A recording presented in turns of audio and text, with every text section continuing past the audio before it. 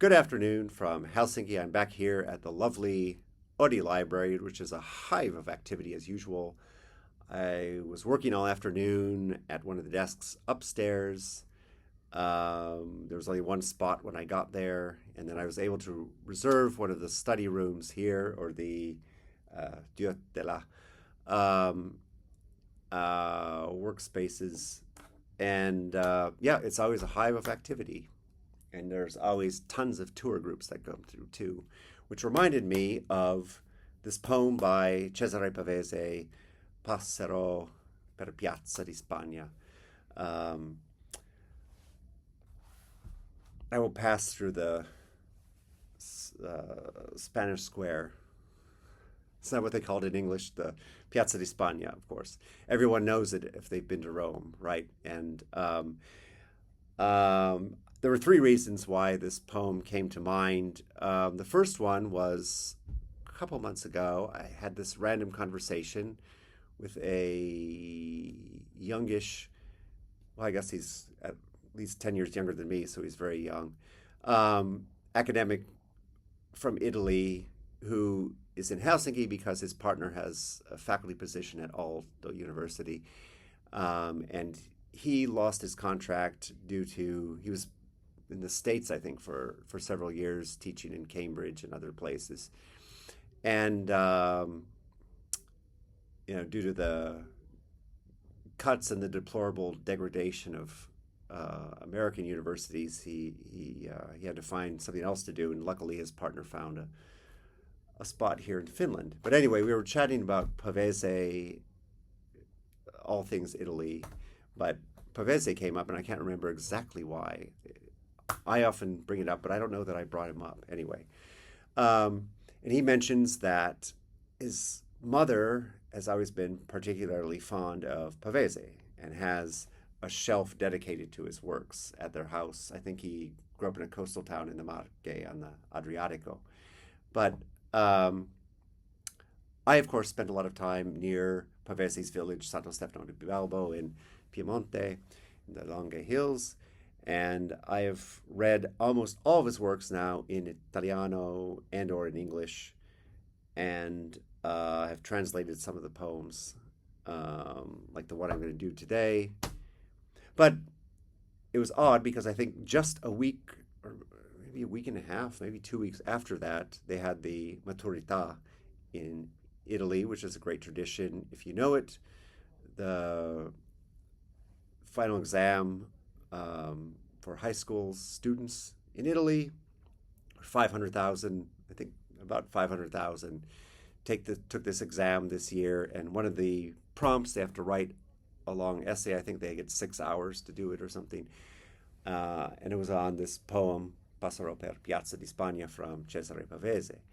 And delighted to see Pavese anywhere in the news. I keep up with Italian news, podcasts, TV series, movies, chat on WhatsApp, etc.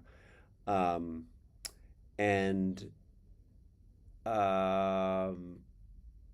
it's a very poignant, but also spare and brilliant, and you feel the pulse of life. You feel the human spirit in this poem, even if you know the context that he wrote this.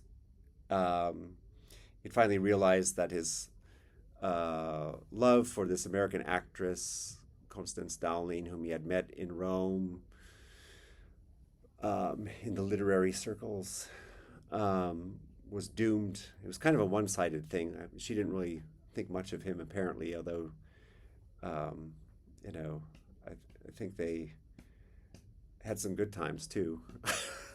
He took her up to Torino, where more his stomping grounds. But then she left abruptly for America and kind of didn't really talk about him ever again. But he wrote this series of gorgeous poems right before his suicide in August 1950. I think this poem was written in March 1950. And so it was published posthumously in a group of poems called Verrà la morte e avrai tuoi occhi. It's like death will come and it will have your eyes. And it's yeah, it's kind of stunning when you think about um, that choice, to make all these high school students reflect deeply on this poem or have some sustained presence with it and fit it into um, theory, context, who the poet was, what he was trying to say, historical time, all that sort of thing.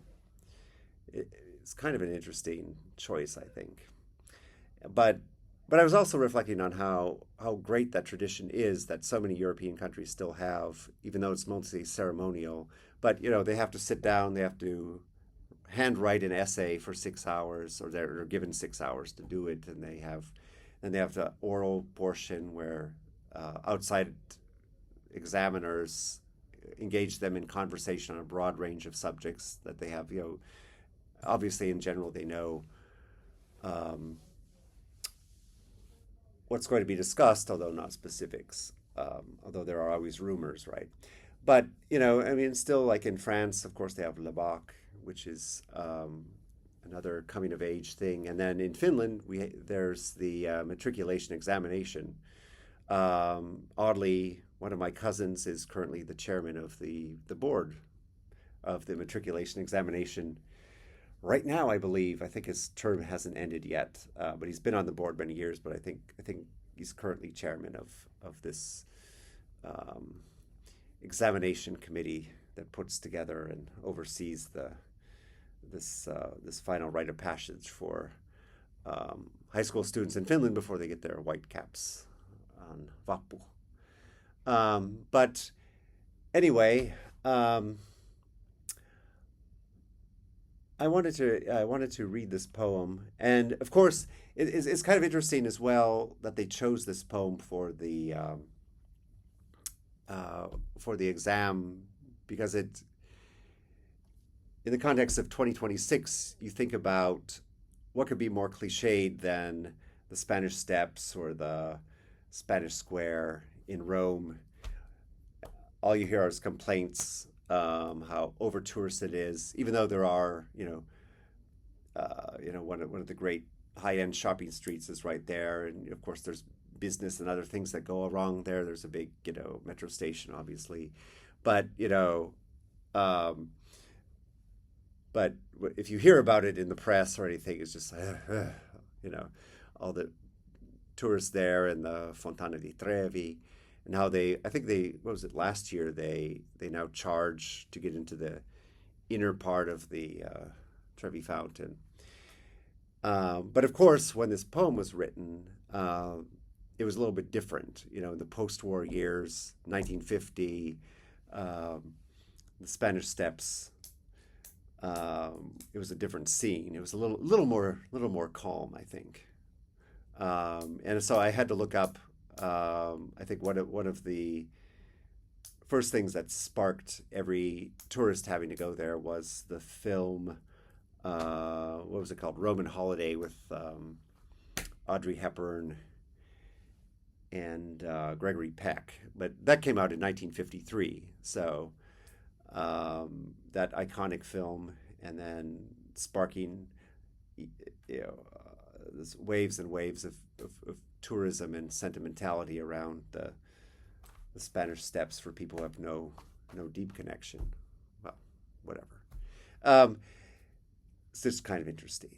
But so it's like it's interesting looking at the poem from 2026, and then going back to what it was like there in 1950, why Cesare Pavese chose that as the focal of this poem that's about realizing this huge gap and an unattainable love, imagination versus reality, how the indifference of the sky, the universe, the beauty that surrounds us all, and our little concerns that seem big, at least to us at one time. I don't know what I meant by that, but it is, but it's interesting to think about it in those in in in in that kind of feeling.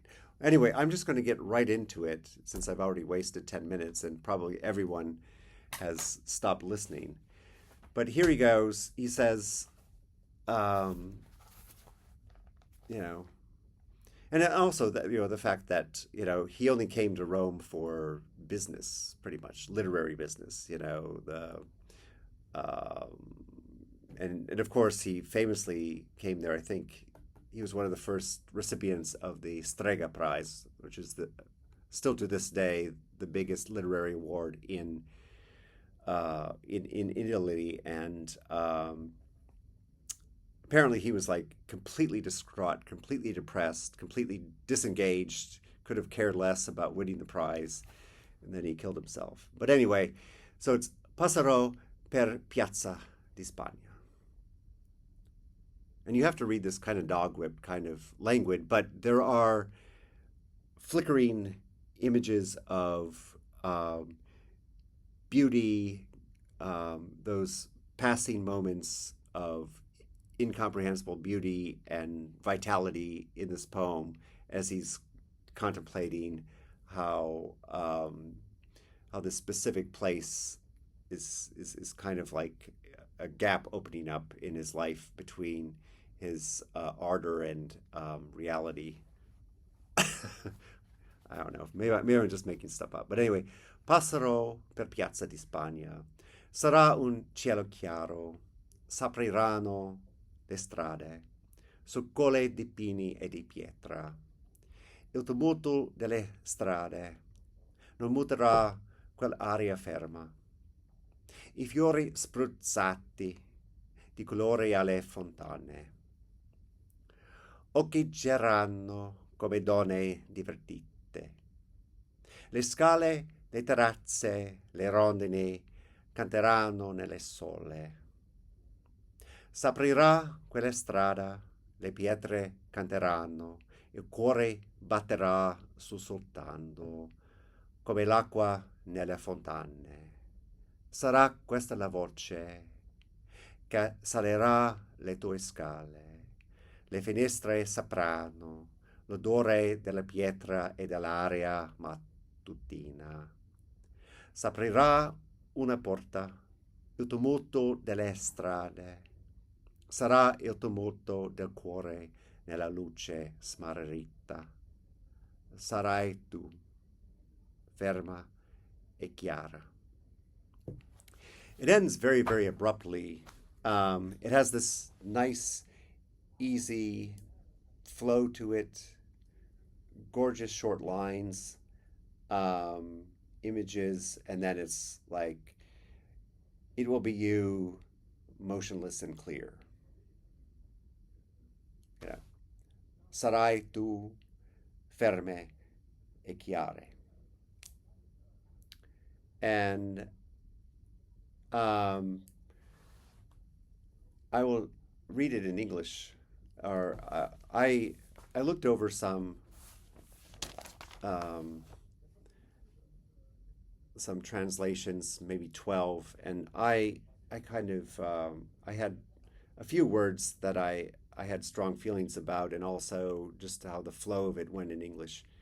So it's like, I will pass through the Piazza di Spagna. And actually, the most interesting word in the whole poem is in the title, passerò, because, well, number one, it's future tense. This whole poem is in the future tense. But at the same time, you feel that it's something that he has lived intensely, but he's talking about it as if it's in the future. So, you could say, well, it's like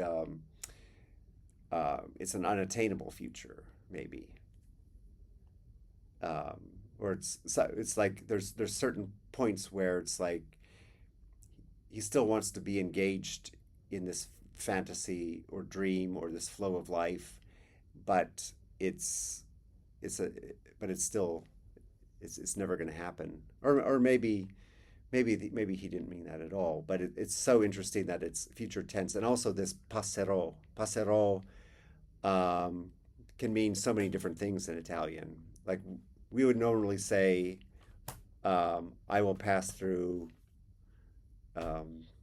Spanish Square, right? Passerò per Piazza di Spagna. I will pass through. But it could also be um, passerò kind of relates to passeggiare and the tradition.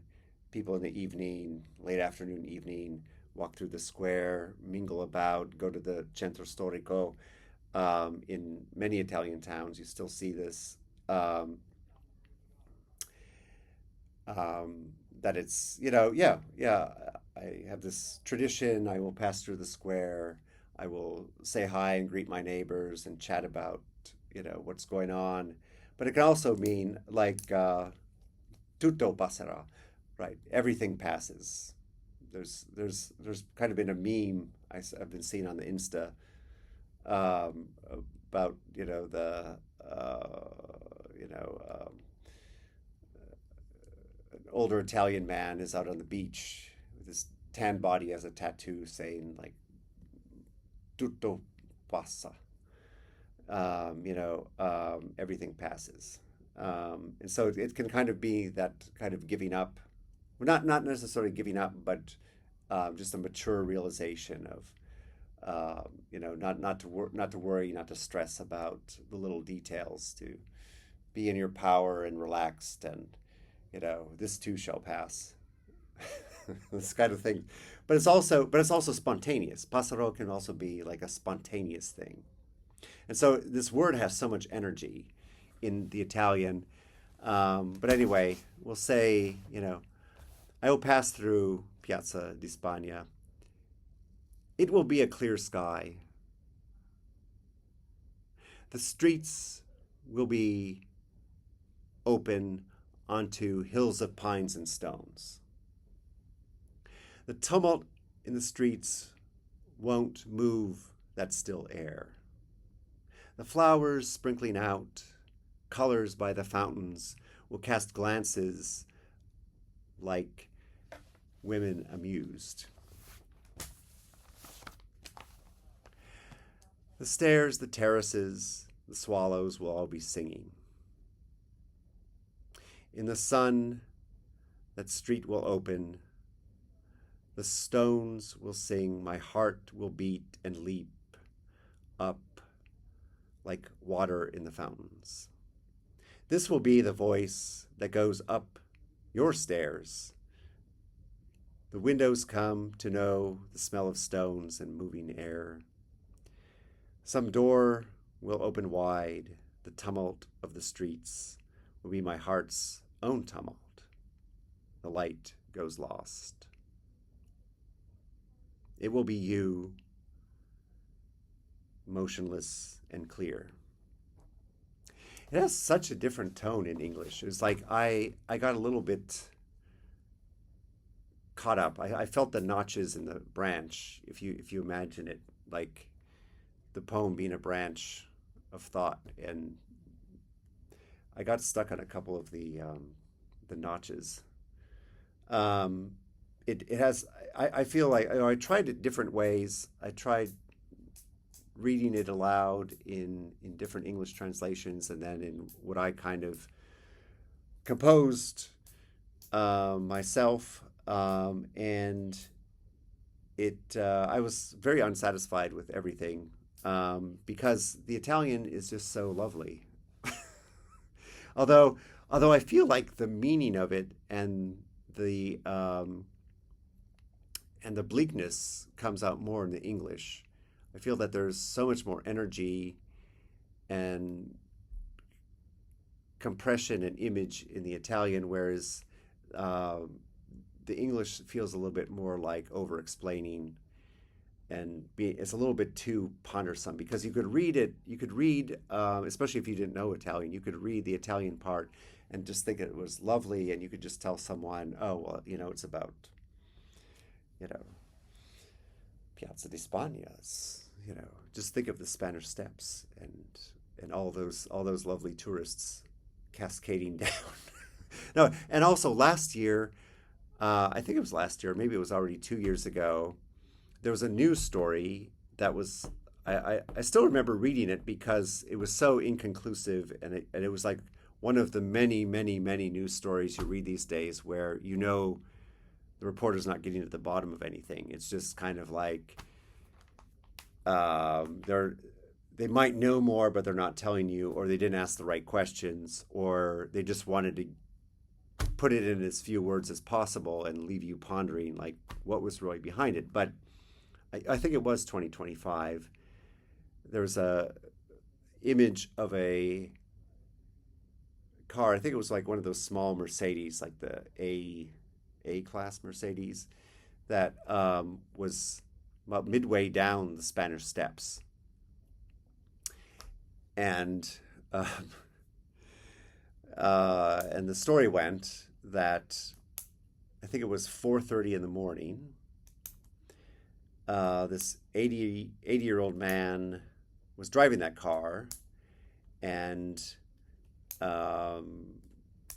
what little they told about it, probably the police didn't really say much, but there were images later of a crane having to take the car out. Is that the man had told them that he was going to work at 4:30 a.m. 4:30 a.m. An 80-year-old man is just going to work and accidentally turns down the Spanish Steps. Was he using sat nav? Was he using GPS? Was he confused? Did he intend to go down the Spanish Steps? Apparently, there have been a couple cases where somebody from the UAE, Dubai, somewhere around there, I think drove a Maserati down there, but he was somebody with way too much money, and I think he did it for a gag or something. But this guy, there's some story that they're not telling us why he went down the Spanish Steps. But anyway, you hear stories about that.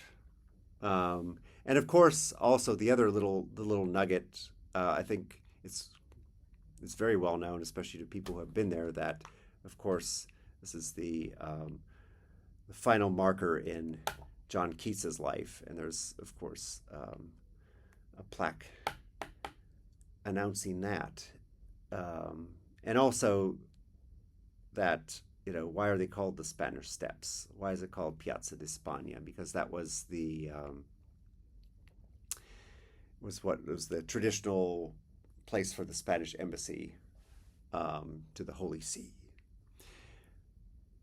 And so I'm going to read it one more time in Italian.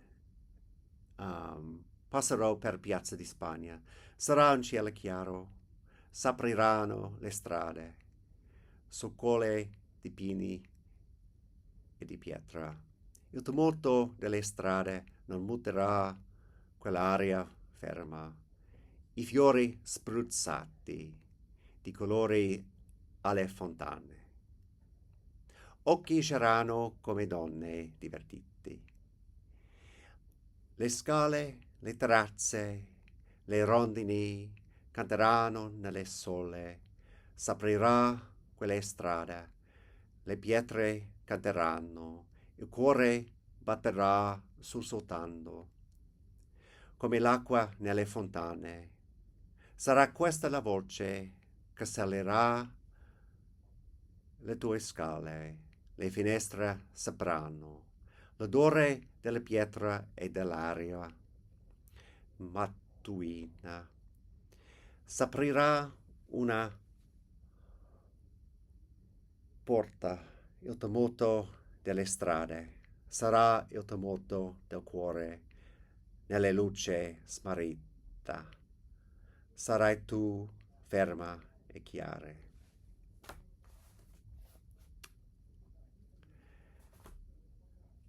And with that, I think I'll end this. But it's been a very fun exercise, at least for me, to go through one of the great, simple, and one of the last poems written by Cesare Pavese. Hope you have a wonderful day and get more poetry in your life, and read out loud. It's meant to be. If it's poetry, one reason you know it's poetry is because it begs to be read out loud, or at least if you get into the right state and it touches your heart and it rips off the top of your head in some way, um, then you know it's poetry, and it's worth going through line by line, and it's worth translating if it needs to be translated. So anyway, just a few thoughts from a Wednesday evening in Helsinki. It's a little bit chilly outside. We had some sun, but it's been mostly a cloudy day, and I hope you have a wonderful rest of summer. I guess this is like the dividing line between uh, you have midsummer, which is the solstice, but then the mid of the summer months is kind of July, especially in Finland, because by August we can have like truly cold days. I remember once I was back here in August for a week, and I forgot how cold it can get in August, and I had to borrow somebody's jacket. um, but yeah, several of my Finnish friends have mentioned, oh, summer's coming to an end. It's like, well, in some places, summer never ends that I've lived. In some places, it's much much more intense. But here, it's mainly the solar maximums and minimums that you feel throughout the year, and so like you don't even have to think consciously about when you live in um, latitudes where the differences in length of day are more consistent throughout the year. You just don't feel those rhythms the same way. Whereas here, it's like nobody needs to tell me. I don't need to look at my phone, or I don't need anyone to tell me that what time of year it is. You just know by how long and how intense the days are. Last year, apparently, they had a string of. I was in Sweden last summer, but they had a string of 30 plus days in northern Finland, and it did hit 30 down in Helsinki. But I don't think that's going to happen this year. Anyway, many blessings to you, and if I can encourage one person to read more poetry out loud, then I've done what I intended to do here. Have a wonderful day.